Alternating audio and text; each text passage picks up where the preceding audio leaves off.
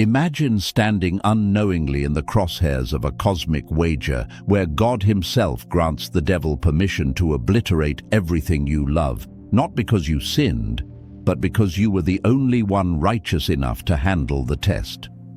This is not merely a tale of ancient suffering. It is a terrifying glimpse into a clandestine courtroom beyond the stars where your soul is the prize and your pain is the battlefield. While Job sat in the dust scraping his sores, he had no idea that his catastrophic loss was actually a dark compliment from heaven, a brutal trial that made even angels tremble to watch. Welcome to Bible and Prophecy, the channel where we peel back the veil of Scripture to reveal the spiritual wars raging for your life. So if you are ready to uncover truths that challenge your soul, make sure to smash that subscribe button like this video and share it with fellow seekers. Today we step into the whirlwind to ask the haunting question: what if your agony isn't punishment, but the ultimate proof that heaven is watching you?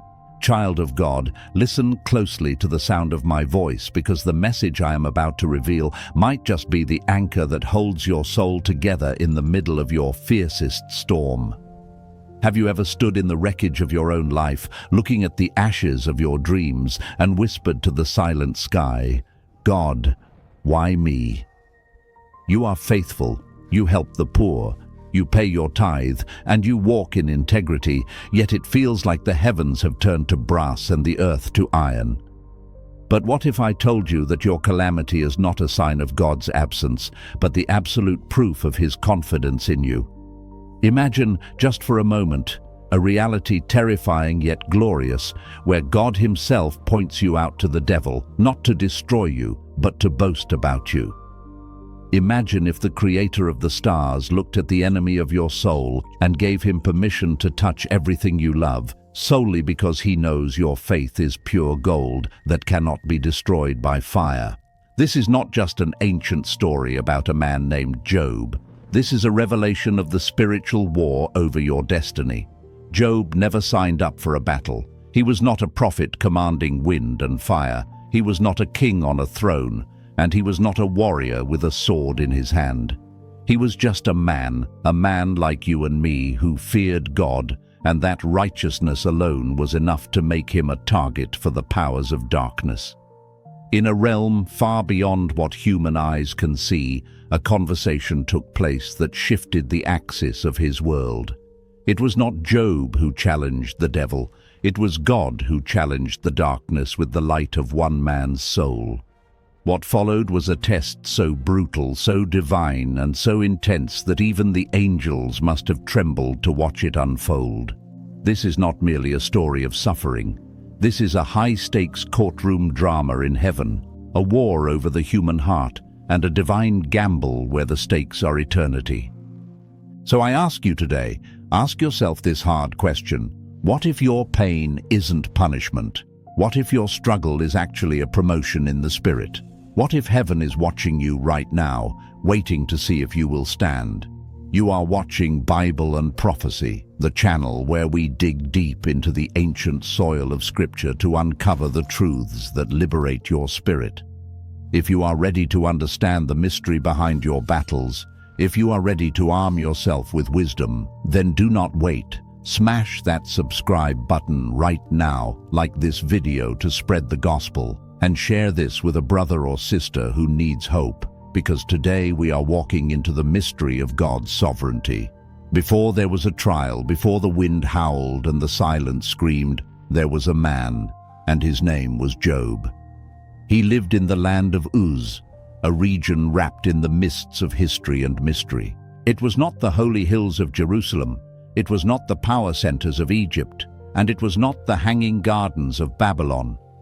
Uz sat like a forgotten edge of the world, a place known not for its armies or its palaces, but for a man whose soul was so upright, so blameless, that heaven itself took notice. Job was no myth. He was flesh and blood. He breathed the hot dust of the desert. He walked the rugged roads carved by camels and trade caravans. His hands touched immense wealth, yet his heart belonged to something far greater than gold. He was not a priest by title. yet he lived a life of sacrifice. He was not a prophet by office, yet he understood the deep, trembling fear of God. He was not a soldier, yet every step of his life was a quiet, relentless battle against the encroaching darkness of evil. The Bible does not give us the details of his youth or how he rose to such greatness. We do not know the struggles of his early years. But what we do know is this foundational truth. Job feared God and turned away from evil. That phrase is repeated like a solemn oath in the sacred text, and it is not a small thing. To fear God in Job's time, and in our time, meant more than just respect or attending a religious service. It meant living as though every choice, every whispered word, and every secret action echoed into eternity. He was blameless, not because he was flawless or sinless, but because he lived with integrity. His life was whole, undivided, and transparent. His words matched his heart. His hands did not hide secret sins. He walked in truth even when no one was watching, especially when no one was watching. And make no mistake, Job was wealthy, very wealthy. But this was not the cold, dead wealth of gold coins stashed in hidden vaults. Job's fortune breathed, hooved, moaned, and moved across the plains of the East. He was the greatest man of his time. He owned 7,000 sheep filling the hills like white waves under the noon sun, a testament to God's provision. He had 3,000 camels, the ancient engines of trade and transport, carrying goods across the vast deserts. He possessed 500 yoke of oxen, strong beasts that tore open the ground for harvest, representing power and productivity. He had 500 female donkeys, essential for milk and breeding, and a great many servants who woke and worked at his command, stewarding his massive estate. But here is the secret to his greatness. Job's wealth did not own him. While other men of his stature built altars to their own egos, Job built altars to the living God. Every morning, while the mist still hovered over the land and the last stars blinked from the sky, Job would rise from his bed. He would walk quietly to the place of sacrifice, sometimes alone, sometimes with his servants, and he would offer burnt offerings. And notice his heart. He did not just sacrifice for himself, he sacrificed for his children. You see, Job had a family, a beautiful legacy of 7 sons and 3 daughters, 10 lives born of his own blood. They were close, closer than most families today.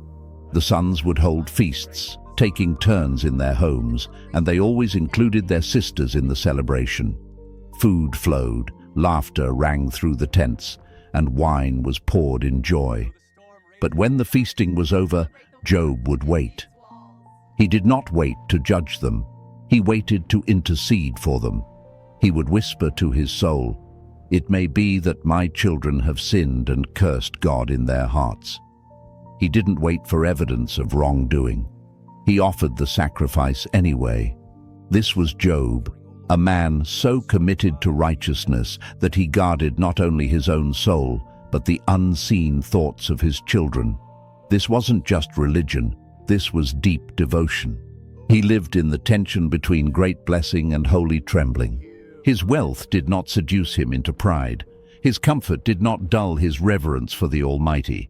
He was blessed, but he never forgot who the blesser was. In a time when most men measured greatness by the size of their land or the weight of their gold, Job was known for something far rarer: character, integrity, and a faith that did not bend in comfort and would soon be tested in the fires of chaos. But Job had no idea, he could not have known, that far above him, in a realm untouched by time or decay, his name was already being spoken. Heaven was watching, and so was hell. Far above the deserts of Uz, beyond the clouds, past the stars and the galaxies, there exists a realm not seen by human eyes, a throne room, a courtroom, a divine council. Scripture gives us only a glimpse, like a torn curtain in a burning temple, but what we see is staggering. Now there was a day when the sons of God, the angelic hosts, came to present themselves before the Lord, and Satan also came among them.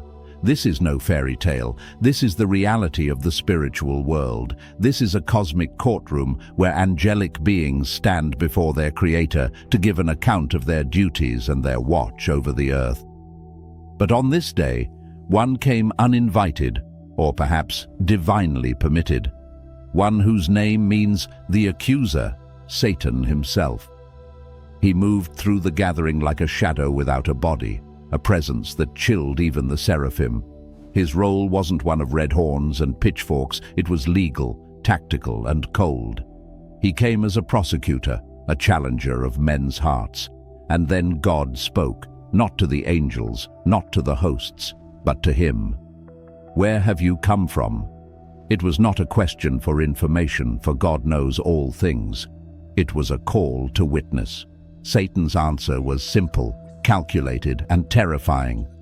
From roaming throughout the earth, going back and forth in it, he is like a lion on patrol, like a thief in the night, always watching, always waiting for a weakness.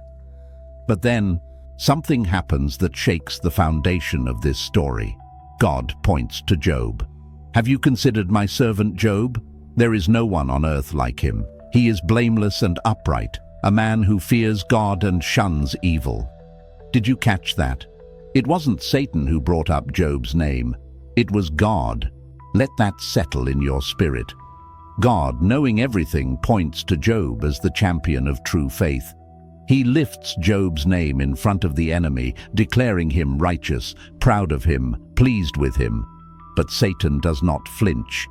He has seen humanity fall before. He knows how men work, or so he thinks, and his response is venomous cynicism. Does Job fear God for nothing? That sentence echoes through eternity. In other words, Satan says, "Of course he worships you. Look at his life. He is rich, he is healthy, he is respected. You have built a hedge of protection around him, around his house, and around all that he has. You have blessed the work of his hands. But take that away. Stretch out your hand and strike everything he has, and he will curse you to your face." This was the accusation. Satan didn't just attack Job's motives. He attacked God's entire system of relationship. He claimed that God is only loved because God pays for it with blessings. If Job only worships because of the gifts, then God isn't loved, he is bribed. And then comes the moment of silence, the pause that holds the universe in balance. God speaks words that chill the soul, but set the stage for the greatest victory. Very well then, everything he has is in your power, but on the man himself, do not lay a finger. Permission granted. Heaven hands Satan the keys to the hedge. The protection falls, and the test begins, not just for Job, but for the very question of whether a human being can love God for who he is, and not just for what he gives.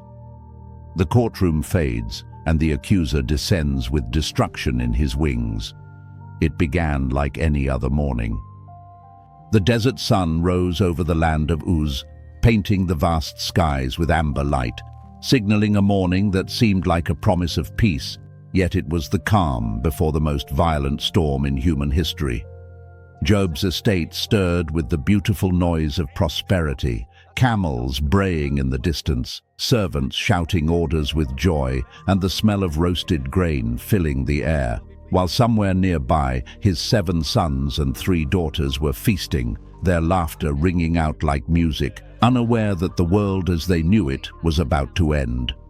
Job, the servant of the Most High, stood in his integrity, unaware that in the invisible realm the enemy was already moving, swift, silent, and surgical, ready to launch an assault that would test the very limits of a human soul.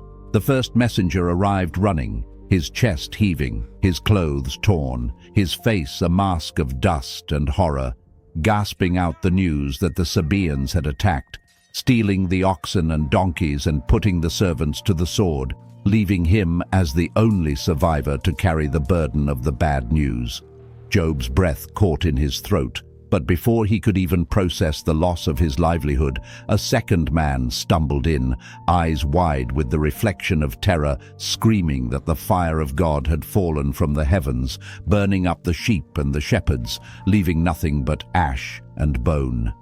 Still reeling, his heart pounding against his ribs, Job turned to see a third messenger sprinting toward him, bleeding and trembling, bringing word that the Chaldeans had formed raiding parties, sweeping down like vultures to steal the camels and murder the rest of the servants. In a matter of moments, Job's economic empire, his legacy and his security had evaporated like smoke in the wind. But the devil was not done, for the cruelest blow was yet to fall. A fourth man arrived, sobbing so hard he could barely speak, delivering the words that would shatter Job's heart into 1,000,000 pieces. Your sons and daughters were eating and drinking in their oldest brother's house, when suddenly a mighty wind swept in from the desert, striking the four corners of the house so that it collapsed on them, and they are dead, all of them.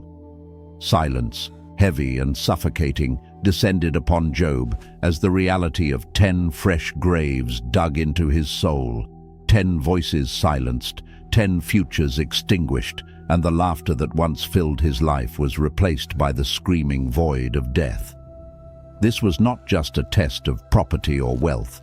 This was a strike at the heart, a brutal tearing of the soul, and what Job did next shocked both heaven and hell. He did not curse, he did not scream at the heavens, he did not question the existence of God. Instead, Job arose, tore his robe in grief, shaved his head in humility and fell to the ground, not to die but to worship. Yes, in the midst of the rubble of his life he worshipped, crying out, "Naked I came from my mother's womb, and naked I will depart. The Lord gave and the Lord has taken away. May the name of the Lord be praised."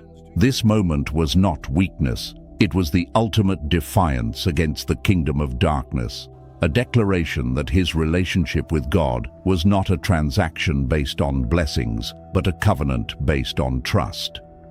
Scripture records the thunderous truth that in all this, Job did not sin nor charge God with wrong, causing the courtroom of heaven to fall silent as the accuser's first strike failed miserably. But Satan, the enemy of our souls, is relentless and cruel, refusing to back down even when defeated. He returned to the presence of the Lord, standing once again among the sons of God, and when the Lord asked, "Have you considered my servant Job?"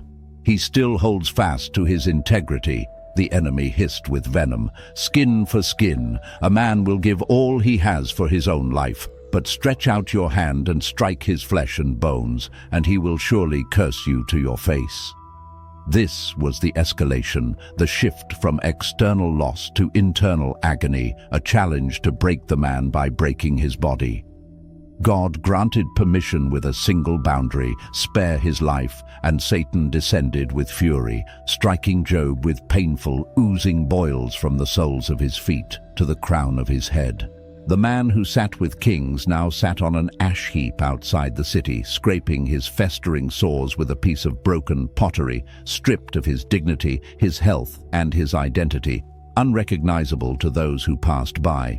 He was a portrait of suffering, his skin black with rot, his body a battlefield of decay, and even his wife, his partner in life, broke under the weight of the tragedy, standing over him and whispering the temptation of the enemy. Do you still hold fast to your integrity? Curse God and die. It was a shortcut out of the pain, a door to death. But Job, writhing in agony, looked at her through cracked lips and refused to let go of his faith, saying, "You speak as one of the foolish women speaks. Shall we accept good from God and not trouble?" Once again, Job did not sin with his lips, but silence does not always mean peace, for inside, his soul was bleeding, reaching for answers that would not come, wandering into the shadowlands of despair where faith feels like a fire burning in the rain. Word of his fall spread like wildfire across the nations, reaching 3 of his friends, Eliphaz, Bildad, and Zophar, wise men who traveled from distant regions to comfort him. But when they arrived and saw the magnitude of his suffering, When they saw the great Job reduced to a broken shell in the ashes, they could not speak. They wept aloud, tore their robes and threw dust into the air, sitting beside him on the ground for 7 days and 7 nights in total silence. They said nothing because they saw that his suffering was too great for words, a grief so heavy it crushed the air out of the room. But silence has a time limit, and even the deepest grief begins to ache for a voice. On the 7th day, the dam broke, and it wasn't the friends who spoke first. It was Job. He opened his mouth and let out a cry that came from the deepest, darkest part of a human soul, a sound that cracked the stillness of the desert. He did not curse God, but he cursed his own existence, crying out, "Let the day perish on which I was born, and the night that said, 'A man is conceived.' May that day be darkness. May God above not seek it." This was deeper than sadness. This was existential collapse, the sound of a righteous man asking why he was even alive if life meant only suffering.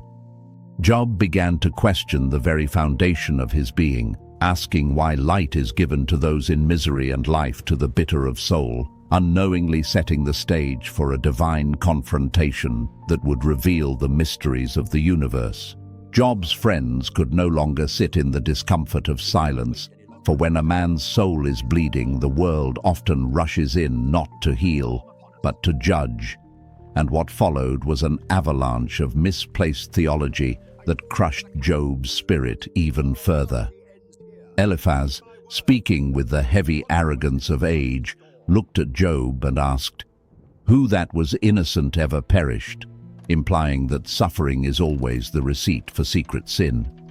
The friends turned God into a simple machine. Do good and receive blessings. Do evil and receive curses. But they failed to see that Job's situation was a divine exception, a battle they were too blind to understand. Bildad claimed Job's children died because they deserved it, and Zophar insisted Job's guilt was double what was seen, turning their comfort into a courtroom where Job was the accused and they were the prosecutors. Job fought back, his soul oscillating between the highest peaks of faith and the deepest valleys of despair, crying out, "Though he slay me, yet will I trust him," while simultaneously begging God to show his face and explain this nightmare.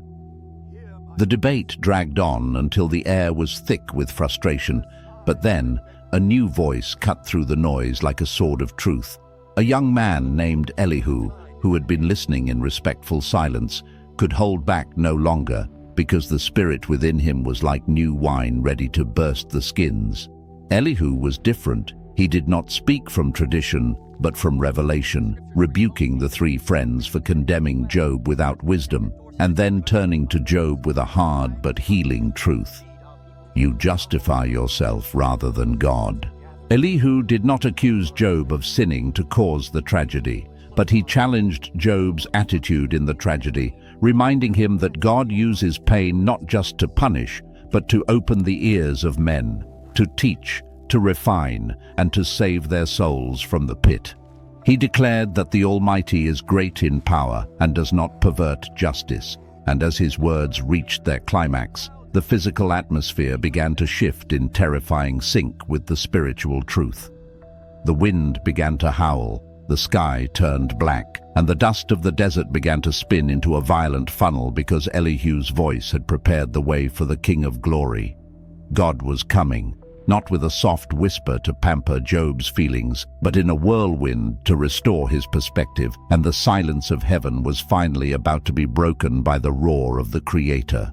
If you want to hear what God said from the storm that changed Job's life forever, you must not miss the next video. Subscribe now to Bible and Prophecy, like this video to support the gospel, and turn on notifications, because the answer God gives is the answer you have been waiting for all your life.